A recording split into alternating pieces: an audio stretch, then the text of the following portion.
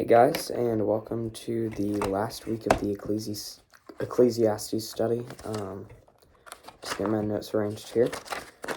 Sorry for the lateness this week. I had the musical last week and I've just been exhausted, but God put it on my heart to finish out the study today. So that's what I'm going to do. Jumping right in, we're going to be talking about Ecclesiastes 11 and 12, which just kind of talks about life in general.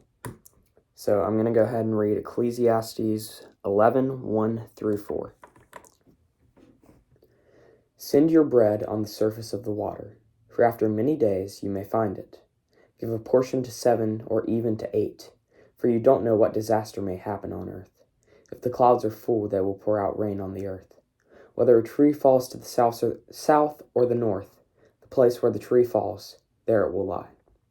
One who watches the wind will not sow, and the one who looks at the clouds will not reap. So we should be generous, hardworking, and charitable. And generosity and charitableness are kind of the same thing. We shouldn't just sit around. And a purposeful life is equal to being God's hands and feet, right? We shouldn't just sit around and look at the clouds and look at the breeze and the winds, and we should just give to others. Also, we shouldn't put all our eggs in one basket, right? Give a portion to 7 or even to 8. So we need to split up our resources effectively. All right, reading through the end of chapter 11 here. 11, 5 through 10. Just as you don't know the path of the wind, or how the bones develop in the womb of a pregnant woman, so also you don't know the work of God who makes everything. In the morning sow your seed, and at evening do not let your hand rest, because you don't know which will succeed, whether one or the other, or if both of them will be equally good. Light is sweet, and it is pleasing for the eyes to see the sun. Indeed, if someone lives many years, let him rejoice in them all, and let him remember the days of darkness, since there will be many.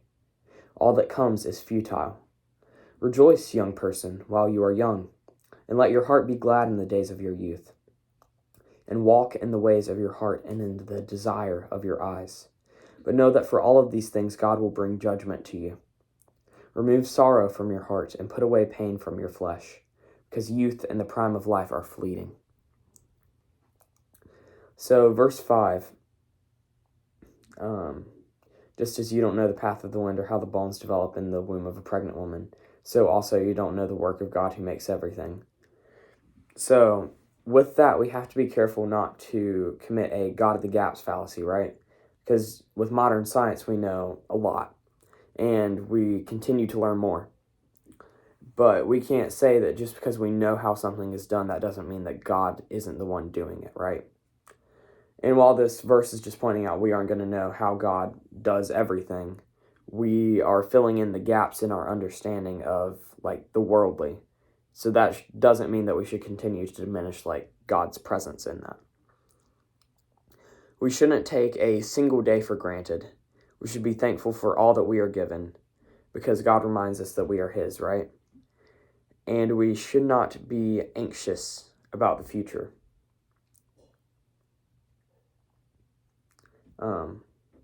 Right, remove sorrow from your heart and put away pain from your flesh, because youth and the prime of life are fleeting. And I really appreciate how verse 9 says rejoice, right, while you are young. I feel like most of the people watching this are going to be young, or about my age. Walk in the ways of your heart and in the desire of your eyes, but know that for all these things God will bring you to judgment. So he's saying keep that balance, right? Don't become zealot. Don't become too overly, hard set in your ways when you're young. Otherwise, you won't be able to have an open mind and to be able to see what God's leading you down, like a new path or something like that. So it's important to get experiences while you're young, but also to understand, hey, if you're sinning, God's going to bring you to judgment for that. Ecclesiastes, yes, okay. Moving on to Ecclesiastes 12. So Ecclesiastes 12, verses 1 through 8. So remember your Creator in the days of your youth, before the days of adversity come, and the years approach when you will say, I have no delight in them. before the sun and the light are darkened, and the moon and the stars, and the clouds return after the rain, on the day when the guardians of the house tremble, and the strong men stoop. The women who grind grain cease because they are few, and the ones who watch through the windows see dimly. The doors at the street are shut while the sound of the mill fades, when one rises at the sound of a bird, and all the daughters of the song grow faint. Also, they are afraid of heights and dangers on the road. The almond tree blossoms, the grasshopper loses its spring, and the caperberry has no effect, for the mere mortal is headed to his eternal home, and mourners will walk around in the street. Before the silver cord is snapped, and the gold bowl is broken, and the jar is shattered at the spring, and the wheel is broken into the well, and the dust returns to the earth as it once was, and the spirit returns to God who gave it. Absolute futility, says the teacher. Everything is futile. So that's kind of the last words from the teacher, right? The teacher is the kind of metaphorical or like symbolic character we've been following through this, who represents Solomon and Solomon's teaching. And this part of the passage is called the twilight of life. So it's saying age increases the worldly pull away from God, right? So we need to make sure that we are staying firm in God, because the older we are, the harder it is to stay in the Lord, right? Because it's easier for us to wander. So if we build up a good base now while we're young, then it's going to be harder for the world to take us out of it. Children should be instilled with habits from like their Christian parents, obviously, so that they remember their Creator in the days of their youth, and so that they can walk by faith. Verses 6 through 7. Before the silver cord is snapped, and the gold bowl is broken, and the jar is shattered at the spring, and the wheel is broken into the well, and the dust returns to the earth as it once was, and the spirit returns to God who gave it.